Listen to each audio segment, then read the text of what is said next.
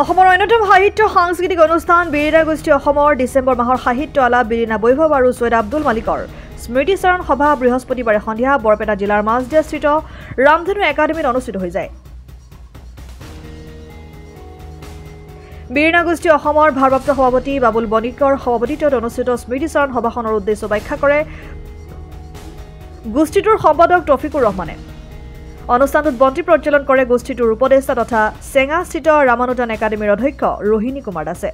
সৈয়দ আব্দুল মালিকৰ প্ৰতিচ্ছবিত মাল্যাৰ্পণ কৰে ৰামানুজন একাডেমীৰ সঞ্চালক মহিবুৰ ৰহমানে আৰু সমূহীয়া শ্ৰদ্ধাঞ্জলি অনুষ্ঠান মুকলি কৰে মাজদিয়া হাইস্কুলৰ ভাৰপ্ৰাপ্ত প্ৰধান শিক্ষক মুকিবুৰ ৰহমানে। অনুষ্ঠানৰ আৰম্ভণিতেই গোষ্ঠীটোৰ সদস্য খঞ্জন জ্যোতি পাঠকৰ পিতৃ সদ্যপ্ৰয়াত উৎসৱ পাঠকৰ বিয়োগত 1 মিনিট সময় মৌন প্ৰাৰ্থনা কৰি তেখেতৰ বিদেহ আত্মাৰ সদগতি কামনা কৰা হয়।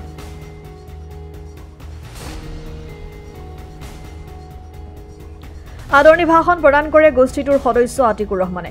বিশিষ্ট কবি সমালোচক জিয়াউৰ ৰহমানে সৈয়দ আব্দুল মালিকৰ জীৱন দৰ্শন সাহিত্য কৃতি কৰ্মৰাজিৰ বিশ্লেষণ আগবঢ়ায়। অনুষ্ঠানটোত বৰঘোপাস্থিত জ্ঞানদীপ আঞ্চলিক কনিষ্ঠ মহাবিদ্যালয়ৰ অধ্যক্ষ মতিউৰ ৰহমান, সদৌ অসম গৰিয়া জাতীয় পৰিষদৰ উপদেষ্টা তথা মাজদিয়া গড়েমাৰী গাঁও উন্নয়ন সমিতিৰ সভাপতি কামৰুজ্জামান, বিশিষ্ট অধিবক্তা আনোৱাৰ হুছেইনে সন্মানীয় অতিথি হিচাপে উপস্থিত থাকি সৈয়দ আব্দুল মালিকৰ জীৱন দৰ্শন সম্পৰ্কত ভাষণ প্ৰদান কৰে।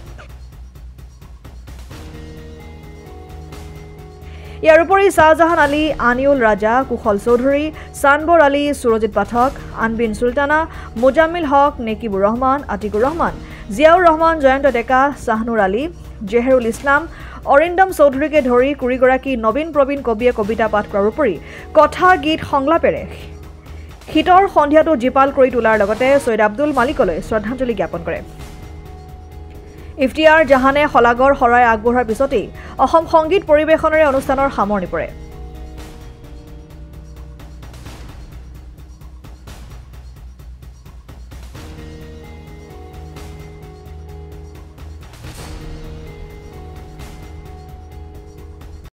মাটিৰ সৰগ ভাল পোৱা, মাটিৰ মৰম ভাল পোৱা মানুহ, যিজনে চিৰদিন অসমীয়া বুলি নিজকে গৌৰৱেৰে কৈ গৈছে, তেখেত সৈয়দ আব্দুল মালিক।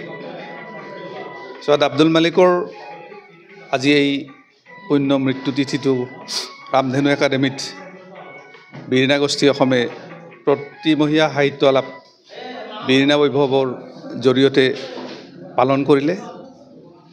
ইয়াত ভালেসংখ্যক গুণী জ্ঞানী ব্যক্তি, কবি, সাহিত্যিক উপস্থিত হৈছিল আৰু সৈয়দ আব্দুল মালিক দেৱৰ জীৱন, তেখেতৰ ৰচনাৰাজি, তেখেতৰ কৰ্মৰাজিৰ ওপৰত বিশেষভাৱে আলোকপাত কৰে। মই এই চেগতে যিসকল বৰেণ্য ব্যক্তিয়ে এই অনুষ্ঠানত ভাগ লৈ মালিকদেৱৰ জীৱন দৰ্শনৰ ওপৰত আলোচনা আগবঢ়ালে, তেখেতসকললৈ ধন্যবাদ জনাইছোঁ। সাহিত্য সাংস্কৃতিক অনুষ্ঠান বিৰিণা গোষ্ঠী এটি অসমৰ সাহিত্যিক অনুষ্ঠান আৰু এই অনুষ্ঠানটিয়ে প্ৰতি মাহে বিৰিণা বৈভৱ অনুষ্ঠানেৰে আমাৰ অসমৰ বৰেণ্য সাহিত্যিকসকলৰ স্মৃতিচৰণ হওক, শতবাৰ্ষিকী হওক, জন্ম উৎসৱে হওক পালন কৰি আহিছে। আৰু এইবেলি সৈয়দ আব্দুল মালিকৰ আমাৰ সাহিত্যিক অনুষ্ঠানটো মানে তেখেতৰ স্মৃতিচৰণত এই অনুষ্ঠানটো আৰম্ভ কৰিলোঁ। আৰু এই অনুষ্ঠানটোত আমাৰ কেইবাগৰাকীও সাহিত্যিক বা কেইবাগৰাকীও কবি আমাৰ মাজত উপস্থিত হৈছিল আৰু তেখেতসকলে কবিতা পাঠ কৰাৰ উপৰিও সৈয়দ আব্দুল মালিকৰ ওপৰত বিভিন্ন ধৰণৰ বক্তব্য বঢ়াইছিল। তেখেতৰ জীৱন দৰ্শন, তেখেতৰ আদৰ্শ, তেখেতৰ সৃষ্টিৰাজিৰ ওপৰত বিভিন্ন ধৰণৰ কথা কৈছিল।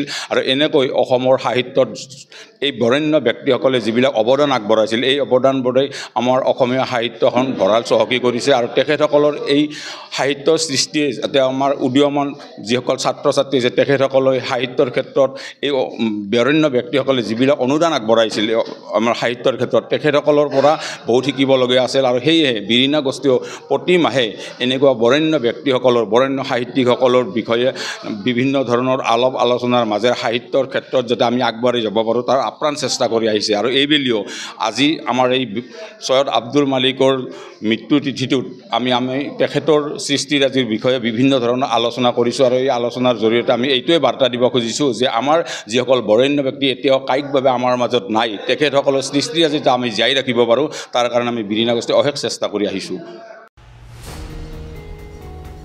News desk report democratic Assam.